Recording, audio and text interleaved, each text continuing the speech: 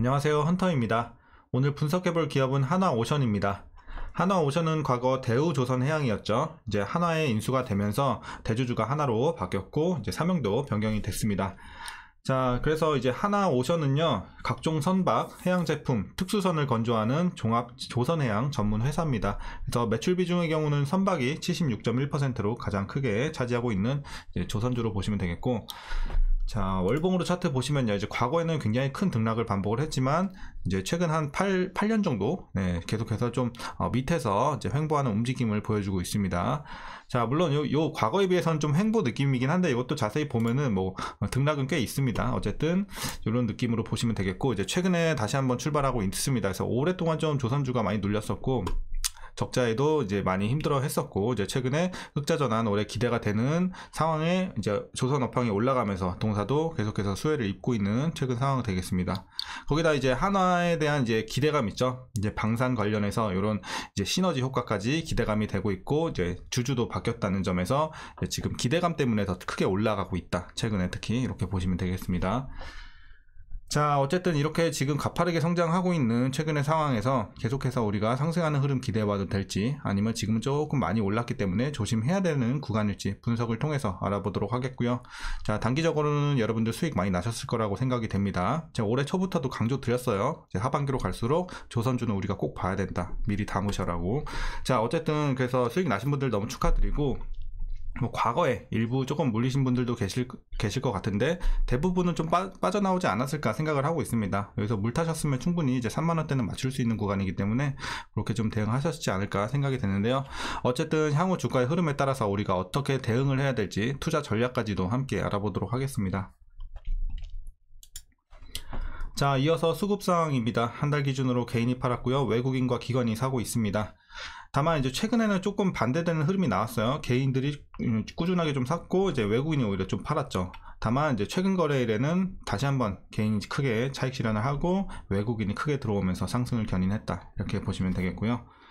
자, 이어서 공매도 비중 보시면 상당히 좀 올라왔어요. 최근에 보시면은 과거에 비해서 많이 올라왔어요. 과거에는 한 자릿수 그래도 많이 기록을 했는데, 최근에는 두 자릿수를 어마어마하게 기록을 하고 있습니다. 그래서 확실히 매매 비중은 많이 높아졌어요. 공매도 많이 늘어났고, 다만 대차장고는 막 엄청나게 큰 변화는 없어요. 보시면은 이제 600만대에서 700만대 그냥 왔다 갔다 하고 있어요. 올라갔다가 최근에 또 다시 한번 조금씩 떨어지고 있고. 자, 그래서 어쨌든 공매도 비중은 늘어났지만 우리가 막 엄청나게 우려할 정도는 아닌 것으로 판단이 되고 있습니다. 자, 이어서 동사 재무제표 분석 시작해 보도록 하겠습니다. 자, 2018년도 매출부터 보시면요, 9조 6천, 8조 3천, 7조, 4조 4천, 4조 8천, 7조 8천, 한번 크게 눌렸죠. 거의 반토막 났다가 최근에 다시 한번 출발하고 있는 매출의 흐름 되겠습니다. 그래서 지금 상승세 이어가고 있고, 특히나 올해 굉장히 가파르게 올라가죠. 자, 그리고 영업이익 보시면 1조 2,900, 1,500, 그리고 적자 굉장히 우하향, 굉장히 크게 우하향했습니다. 그래서 상당히 크게 적자를 기록을 했다가 올해 흑자 전환할 것으로 기대가 되는 상황입니다. 그래서 올해부터는 꾸준하게 기대를 해봐도 좋을 상황이 되겠고요. 자, 당기순이익도 마찬가지 흐름으로 보시면 되겠습니다. 크게 눌렸다가 이제 올해 어쨌든 적자를 조금 기록을 할 것으로 일단은 보여지지만 많이 개선이 됩니다. 그래서 올해부터 실적이 대폭 이제 개선이 된다, 이렇게 보시면 되겠고요. 부채 비율은 이제 부담이 좀 있습니다. 보시면 200, 200, 160, 과거에도 좀 있긴 했지만, 자, 작년이 엄청났죠. 300, 1500까지 올라갔다가 올해는 500으로 조금씩 떨어지고 있습니다. 부채 부담은 확실히 좀 있는 기업이에요.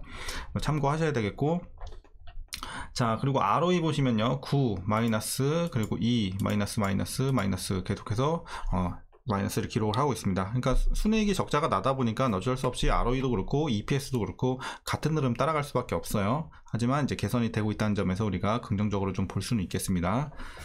자, 그리고 아쉬운 점은 이제 배당이 없어요. 이제 과거에도 없었고 올해도 없을 것으로 판단이 되고 있습니다. 그리고 순이익 적자 PER 이제 계산되고 있지 않고, 올해 추정 PBR은 2.87배 나오고 있습니다. 그리고 현재 주가 이제 밸류 상황은요, 지금은 살짝 고평가 구간까지 왔다, 이렇게 판단을 하고 있습니다. 그래서 조금 비싼 구간입니다. 지금은 이렇게 판단하시면 되겠고요. 자, 이어서 동사 관련 이슈 한번 살펴보도록 하겠습니다. 이제 최근 소식부터 먼저 말씀드리면, 이제 한화오션은 함정의 진동과 소음을 줄여 작전 성능을 높여주는 도료 이 재진제 국산화에 성공을 했습니다. 이게 또 왜 의미가 있냐면요, 이제 재진제는 자 데이터가 났네요. 자, 재진제는 지난 30년간 그 미국과 독일 등 이런 수입선에 의존해 왔는데요. 이게 왜 안 좋았냐면 이 공급사에서 요구하는 최소 이제 주문 수량이 있어요. 그걸 조건을 맞춰야 되기 때문에 필요 이상의 도료를 좀 발주할 수밖에 없는 상황이었고, 남은 이런 유통기한이 지난 이 도료들은 다 폐기를 했어야 됩니다. 그렇기 때문에 이런 부분에 있어서 당연히 안 좋을 수밖에 없었는데, 이제 국산화에 성공을 했기 때문에 당연히 실적에도 좀 반영을 될 수 있는 이 향후의 부분이 되겠고요. 자, 그리고 이제 하나그룹으로의 이 편입이 되면서 이 임금 인상 가능성, 그리고 러시아와의 계약이 취소된 LNG선 이제 세척과 관련해서 최악의 경우에는 소송 충당금을 쌓아야 할 가능성이 있는 이런 악재는 있습니다. 하지만 이는 일회성이라는 점에서 기업의 이런 기초 체력이죠, 이 펀더멘털을 흔들 요인까지는 아니다 라고 판단이 되고 있고, 그룹사 편입에 따른 이제 본격적인 성장세가 오히려 기대가 되는 상황이니까 너무 걱정할 필요는 없을 것 같습니다. 자, 그리고 하나그룹은요, 하나오션이 건조한 LNG 운반선을 활용한 용선 사업 등 사업 분야 확장을 계획하고 있습니다.